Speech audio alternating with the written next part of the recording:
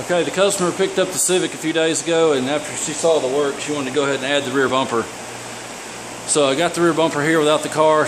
That way she's going to be able to leave it for about 1 day while I install it and pick it up the same night. Minimize the time I've got to keep it here and time she's going to be without it.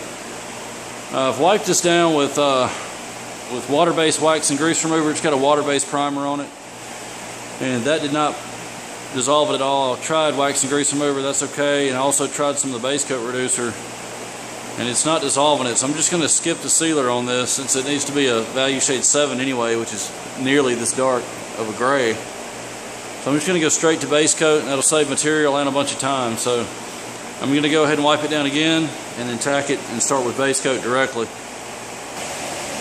This is the first coat of base. I'm getting rid of an old mix here. I just went and bought enough paint to give me another couple of coats over this. I ran out of paint doing the rest of the car.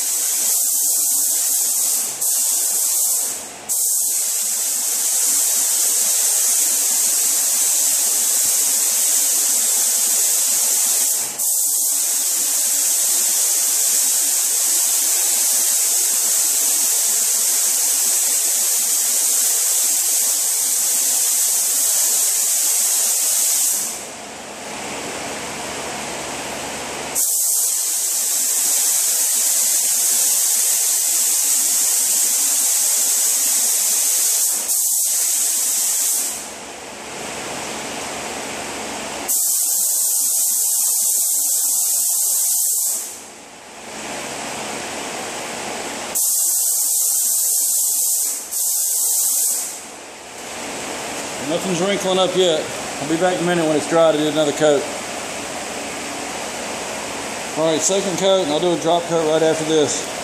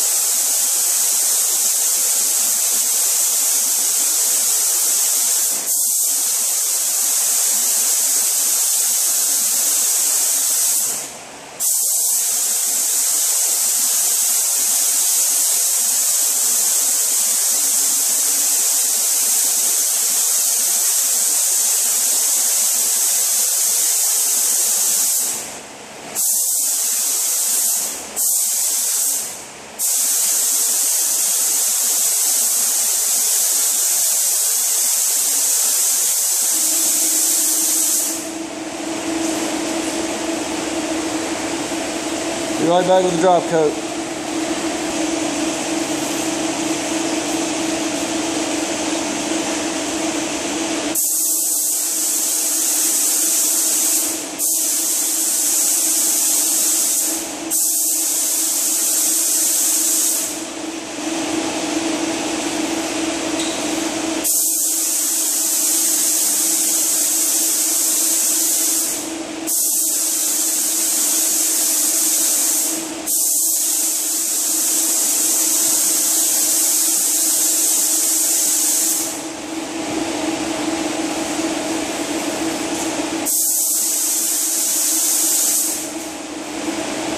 Alright, that's it.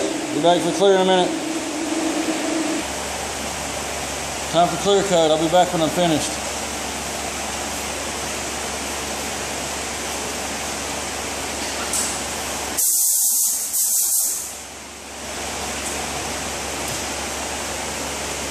One second.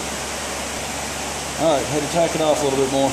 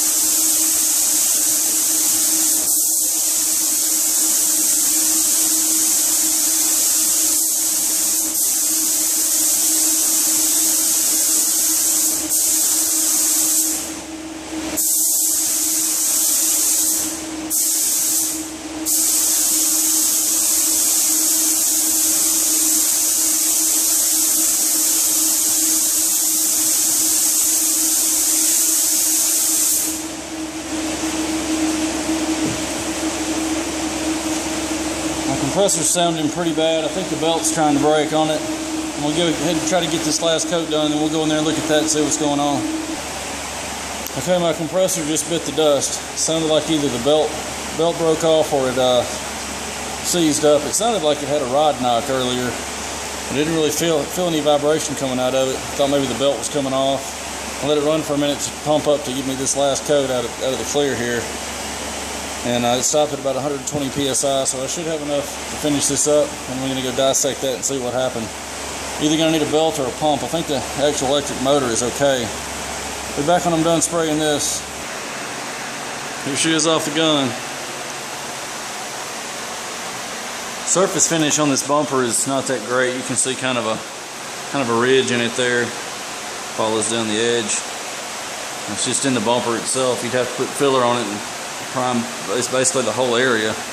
Got a little bit of a wave in it right there. You can see that little dark spot, shadow. But I'm not going there on fixing something like that on an aftermarket bumper. I would have just repaired the original if I was going to do repair work. The intent here was to just get a new bumper and paint it so she could leave the car for one day.